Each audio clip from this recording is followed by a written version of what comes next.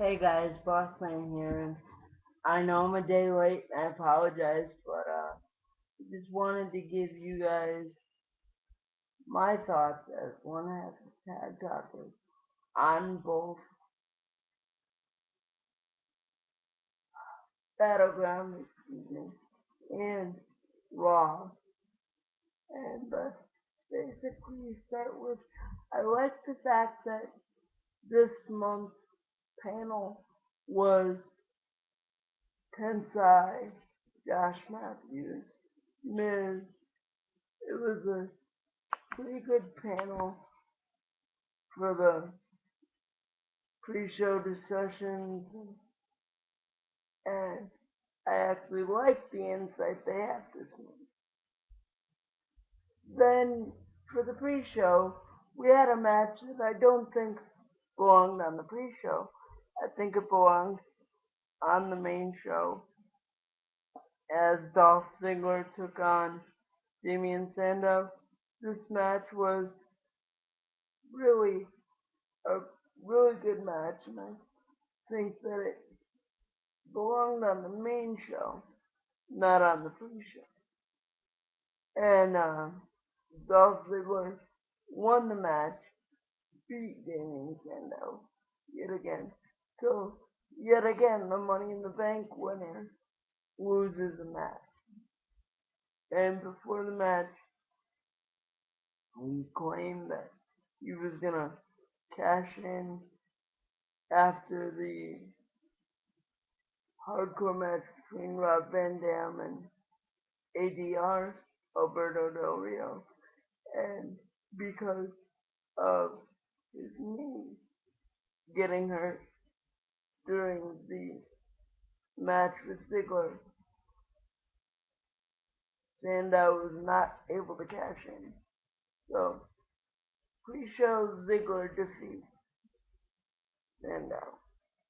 The first match out the gate was RVD versus ADR, Alberto Del Rio, with Alberto Del Rio putting the WWE World Heavyweight Championship on the line. Alberto Del Rio retains. This match was nothing special. It was just your average hardcore anything goes match. RVD did a 5-star frog splash off the apron without the assistance of the ropes. That was pretty much one of the only high spots of the match. You know, in my opinion, Ricardo Rodriguez did more work in this match than the two actual competitors. And for this match, Rob Van Dam actually showed his age, in my opinion, or started showing it.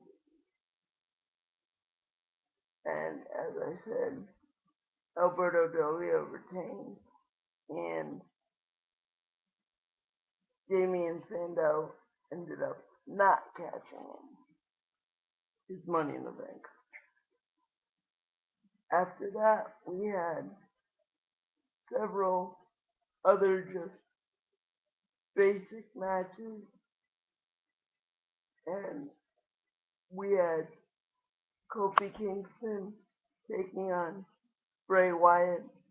Bray Wyatt,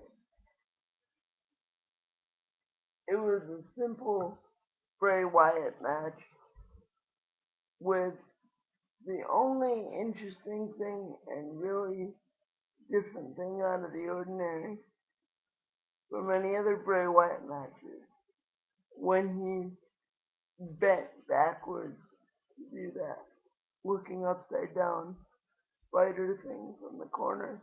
He actually bent backwards and walked on all fours like a spider, which was amazing and creepy all at the same time. And in that match, Bray Wyatt defeated Kofi.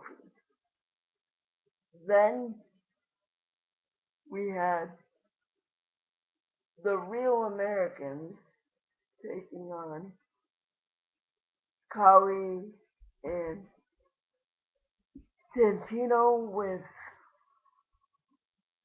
Hornswoggle as their manager, I guess. And the only big thing about this match was that Cesaro did the giant swing on a giant, performing it on Khali for the victory. So the Real Americans defeated Khali and Santino. No shock there. We had a Divas match with AJ Lee taking on Brie Bella, and AJ Lee retained with help from Tamina Snuka. So that was pretty basic. And then we had in the main event, we had what I consider the main event. We had the Rhodes brothers, Cody and Dustin, taking on the Shield. If the Shield won, the Rhodes brothers and Dusty would be basically excommunicated from WWE and could never work there again. And if the Rhodes brothers retained or won, their father kept his job and they were reinstated. And finally, after all these weeks, the Rhodes brothers finally, to the delight of the crowd, and with the help of their father beating up on Dean Ambrose, actually beat the Shield. The Shield was beaten for the really honestly for the first time, seriously beaten on a pay-per-view, and the Rhodes brothers were both reinstated, and Dusty kept his job. So that was one of the really great things, if not the greatest thing on this pay-per-view. It's what I wanted to see, and I'm glad I saw it. Then we had the main event for the WWE Championship that's been held in abeyance, as they like to say, as Randy Orton took on Daniel Bryan. Another good match from them. They had the Big Show apparently got some sort of message that he was to, cost Daniel Bryan the match. So he came down, knocked out Daniel Bryan, and then when the referee Scott Armstrong came in to count the pinfall, Big Show pulled Scott Armstrong out, knocked out Scott Armstrong, and then after Randy mouthed off to the Big Show knocked out Randy Orton, and basically the match was left at a no decision. And then going into Raw on Monday, very first thing, Big Show came out to answer for what he'd done, according to Steph, and she wanted him to get on his knees and apologize. And he basically said, hell no, I'm a giant. I'm not going to be doing that. And Stephanie fired him yet again, proving that the creative staff in WWE don't know the meaning of an ironclad contract, which means obviously you cannot fire the Big Show, even in storyline. So Big Show got fired, supposedly, and then they had a lot of tag matches on Raw, which was great to see. I mean, you had a Divas tag match in which it was Natty, Neidhart, Eve, and JoJo taking on Oksana, Alicia Fox, and I keep forgetting the third person, but Natty put the sharpshooter on one of the divas and actually got the win. It was actually nice to see the divas and especially the newbies showcase, and Eve actually showed that she's got a lot of promise and a lot of potential, in my opinion. We also had, in the main event, we had a six-man tag with Daniel Bryan and the Rhodes Brothers taking on the Shield. And then we had a rematch from uh, Battleground, as it was the Real Americans versus Santino and Khali, in which Cesaro of the Real Americans actually pulled off the giant swing again and beat Khali, and then they proceeded to do try to do the little swing, as I'll call it, to Hornswoggle. They got him around a couple times, but what I thought was funny with that was Hornswoggle actually made it look funnier than it should have been, because, well, Cesaro swinging him, he just had his hands behind his back, you know, lounging, looking like he was having a blast. So that was funny to see. And the other thing I want to mention was that Kofi Kingston was beat up on the pay-per-view, and then he was beat up on Raw by Randy Orton. Now, I have no problem with some jobber getting beat up 2 nights in a row. But two things. In my opinion, Kofi Kingston is not a jobber, and by having him beat up on the pay-per-view by the crazy redneck looking Bray Wyatt, and then having him beat up on Raw by the crazy sadistic Randy Orton, another white guy, only, in my opinion, furthers the stereotype that WWE is racist towards African American athletes. And I just want to know, for those of you who watched this video, do you feel the same way? Because, in my opinion, if they wanted to do that, they could have done that with any other talent. They could have done that with Zack Ryder. They could have done that with members of 3MB. They didn't have to do it with Kofi Kingston. And they didn't have to do it 2 nights in a row the way that they did. Just my opinion. And I just want to know what you guys think. Do you think, like I do, that it's not good for their image and it makes them seem racist or unfair?